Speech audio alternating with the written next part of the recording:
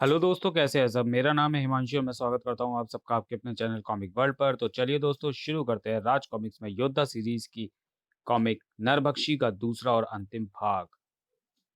फिर मैं ये सोचकर इस खाल की तरफ चल दिया कि मैं तुम दोनों बहनों को समझा बुझाकर वापस ले आऊंगा। यहाँ पहुंचकर मैंने तुझे तो ढूंढ लिया और अब हम शाम्भरी को ढूंढेंगे। लेकिन तुम इस रूप में यहाँ कैसे? लोहांगी ने भी बता दी अपनी कहानी। फिर अब मैं तुम दोनों के साथ वापस अपने काल में लौट जाऊंगा। बोलो बहन, चलोगी ना मेरे साथ? हाँ, चलूँगी मैं तुम्हारे साथ। लेकिन तब जब योद्धा नामक अपने शत्रु को अपने हाथों से नेस्त नाबूद कर डालूँगी, जो मेरी बर्बादियों का ज़िम्मेदार है। पहले मैं योद्धा से अपना बदला लूँगी मेरे भाई, तब चलूँगी तुम्हारे साथ। लोहांगी की बात सुनकर गुर्राया जिंगाम्बो। तुम क्या समझती हो बहन? क्या मैं योद्धा को छोड़ दूँगा? नहीं बहन नहीं, इतना बुज़दिल, इतना कायर नहीं है तेरा भाई। तेरे भाई ने योद्धा को ना सिर्फ़ तिल-तिल करके मरने का उपाय कर लिया है, बल्कि उसी वाहन से अपनी दुनिया में वापस लौटने की कसम खाई है जो योद्धा की शक्ति से बना हो। योद्धा को अपनी जिस शक्ति पर घमंड है, उसकी यह शक्ति धीरे-धीरे उसके शरीर से निकलकर बर्फ से ढके हिमालय पर्वत की चोटी पर खड़े मेरे समय वाहन में रखे एक विशेष यंत्र में एकत्रित हो रही है। जिस समय योद्धा शक्ति विहीन होकर नीचे गिर जाएगा, मेरे वाहन में रखा हुआ वह यंत्र पूरा भर जाएगा और फिर जो शक्ति उस यंत्र से बाहर निकलेगी, वह हमें अपने काल में पहुँचाएगी। इसका तात्पर्य तो ये हुआ कि तुम्हारे वाहन में रखा हुआ यंत्र बहुत महत्वपूर्ण है। मुझे भय है कि कहीं कोई उस यंत्र को चुरा ना ले। तेरा भाई कच्ची गोलियां नहीं खेलता बहन। अपने वाहन के इर्द गिर्द ऐसा प्रबंध करके आया हूं मैं कि अगर वायु भी मेरे वाहन के आसपास फटके तो वह भी बेमौत मारी जाए। अब बस तू यहाँ से चलने की तैयारी कर मेरी बहन। ठीक है भाई, हम कल यहाँ से निकल चलेंगे। लेकिन पहले मैं कल सुबह तुम्हें इसकी मौत का शानदार तमाशा दिखाऊंगी और साथ ही उन सिरकटी लाशों के मांस का स्वादिष्ट व्यंजन खिलाऊंगी। इन्हीं में है वह भारतीय एजेंट जिसके पास फिल्म है, लेकिन अब शायद ही मैं उस फिल्म को लेकर वापस लौटने में सफल हो पाऊं। मैडम एक्स की तंद्रा को भंग किया लोहांगी की तेज आवाज ने। चौका, पीला, राकू, जोला, इसे ले जाकर निशाना लगाने वाले पहिए पर बांध दो। ओह, ये मुझे कहीं ले जाने का आदेश दे रही है। आदिवासी मैडम एक्स को लेकर चले गए। तभी गूंजा तभी गूंज उठा एक शोर। हर्रा हर्रा हर्रा आ! अरे, कबीले के बाहर से एकाएक ही शोर सा कैसा उठा?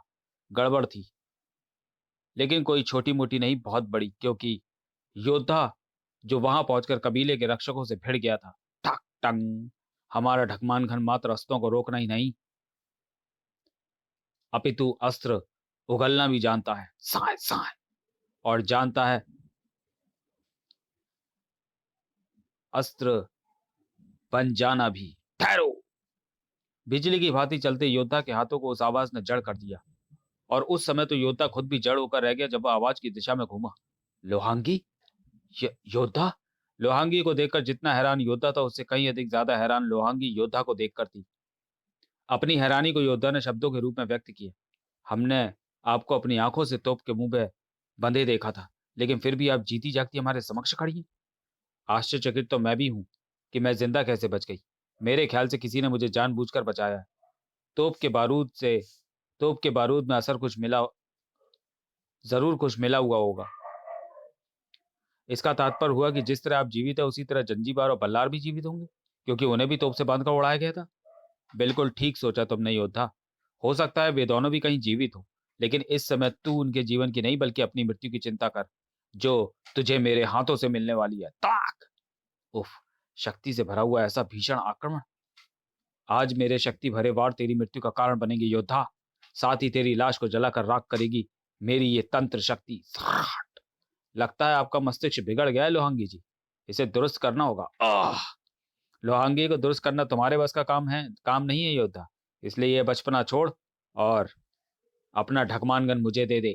बहुत दिनों तू इस प्रलंकारी हथियार का स्वामी रह लिया योद्धा, अब ये मेरे पास रहेगा। उफ!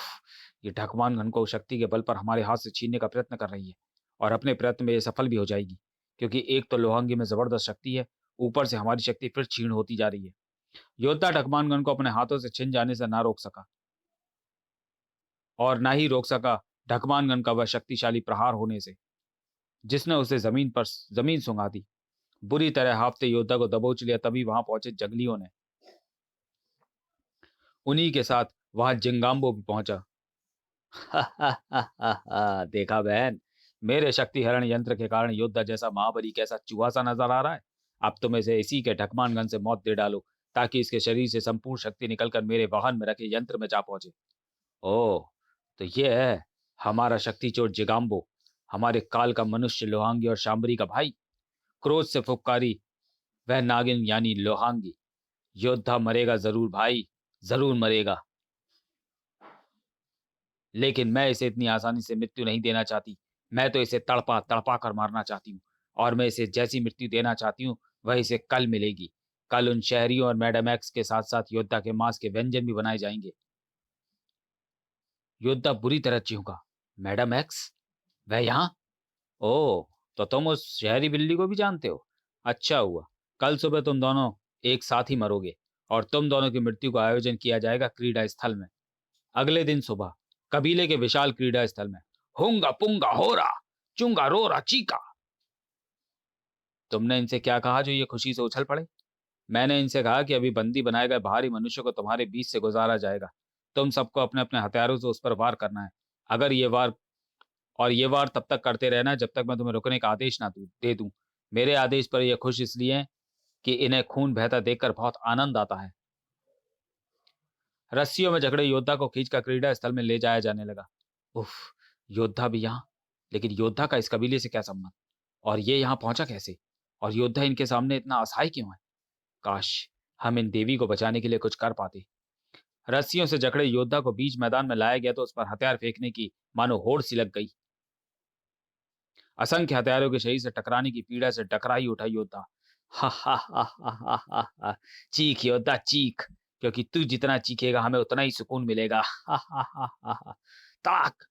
स्वयं को असहाय महसूस कर रहा था योद्धा। एक तो चीड़ होती शक्ति, और फिर हमारे शरीर पे लगे असंख्य वारों के घाव। इन दोनों कारणों से हम किसी का विरोध नहीं कर पा रहे हैं। उफ, क्या आज हमारे इसी तरह प्राण निकल जाएंगे? चीखने के सिवा योद्धा कर भी क्या सकता था? योद्धा की वे चीखें मानो मैडम एक्स के कलेजे को चीरे डाल रही थी। रुक जा, रोक दे जालिम अपने जुल्म को, वरना भगवान का कहर तुझे जलाकर राख कर देगा। लगता है योद्धा से तेरा बहुत याराना है, तभी तो तू इस तरह तड़प रही है। चिंता मत कर, मैं इस बात का पूरा ध्यान रखूंगी कि योद्धा के साथ साथ तेरे भी प्राण तेरे शरीर से निकले। लोहांगी के पास पड़ा तीर कमान उठाते ही जंगलियों ने पहियों को तेजी से घुमा दिया, और फिर ठक ठक। मेरे तीर तेरे सीने में भी धस सकते हैं शहरी नागिन, लेकिन अगर ऐसा हो जाता तो तू बहुत आराम से मारी जाती, जबकि मैं तुझे तड़पा तड़पा कर मारना चाहती हूँ। उफ, ये मेरे साथ मौत की आंख में चोली खेल खेल रही है, और ये शायद मेरे लिए अच्छा ही है, क्योंकि अपने बंधनों को खोलने के लिए जिस प्रयास में मैं काफी देर से लगी हूँ, अपने तक मौत के पहुंचने से पहले ही मैं शायद उसमें सफल हो जाऊं। सॉरी। अपनी मौत को मात करने में जुटी थी मैडम एक्स, जबकि इधर योद्धा ले चुका था एक महत्वपूर्ण निर्णय। हमें किसी कायर की तरह अपने आप को मृत्यु के हवाले नहीं कर देना चाहिए। हम ये कैसे भूल जाएं कि हमें मरते दम तक जीवित रहने का प्रयास करते रहना है। चट्टान की मानिंद कठोर होता चला गया योद्धा का चेहरा। अगले ही पल उसने अपनी संपूर्ण शक्ति का इस्तेमाल कर डाला, जिसका परिणाम अप्रत्याशित निकला। चकर गिन्नी की तरह हवा में घूमते नजर आए वे जिन्होंने योद्धा से बंधी रस्सी के छोर पकड़ रखे थे, और जब रस्सी के छोर उनके हाथों से छूटे तो देखने वाले हक्के बक्के रह गए। ओह, योद्धा ने सबको पछाड़ डाला। मैं उसे अपनी तंत्र शक्तियों के बल पर वश में करता हूँ। नहीं भाई, अगर तुमने ऐसा किया तो उस खेल का सारा मजा बिगड़ जाएगा जो योद्धा और इस भयंकर प्राणी के बीच खेला जाएगा। अपनी उखड़ी सांसों को व्यवस्थित करता योद्धा हैरान रह गया जब उसने उस भयंकर प्राणी को अपनी तरफ बढ़ते हुए देखा। उफ, जाने कैसा विचित्र प्राणी जो मनुष्य की भांति मात्र दो टांगों पर भागता हुआ हमारी तरफ आ रहा है। हमें इससे बचना होगा। अब या तो हम इस बेदम शरीर के साथ इस मुसीबत से जूझें, या फिर इसके हाथों मृत्यु को प्राप्त हो जाएं। योद्धा ने पहला पहला वाला तरीका अपनाया। मरना ही है तो फिर क्यों ना लड़कर मरा जाए। थाम लिए योद्धा ने उस भयंकर प्राणी के सींग, लेकिन थामे न रख सका।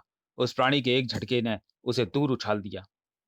अब उस प्राणी के नुकीले पंजे योद्धा के शरीर को फाड़ने के लिए आगे बढ़े, और वह प्राणी अपने मकसद में कामयाब भी हो गया होता, अगर योद्धा अंतिम सांस तक लड़ने में विश्वास रखने वाला आदमी ना होता। अपनी संपूर्ण शक्ति को संजोकर हमने इस प्राणी के पंजों को जकड़ रखा है, लेकिन हमें नहीं लगता कि हम अपनी क्षीण होती शक्ति के बल पर इसे ज्यादा देर तक अपने से दूर रख सकेंगे। काश हमारे हाथों में हमारा ढकमान घन होता। इधर मौत योद्धा पर हावी होती जा रही थी, और इधर मैडम एक्स पर। बहुत खुशकिस्मत है तू जो तीरों से नहीं मरी। शायद मृत्यु देवता ने तेरी मृत्यु तीरों से नहीं, योद्धा के ढकमानगन से लिखी है।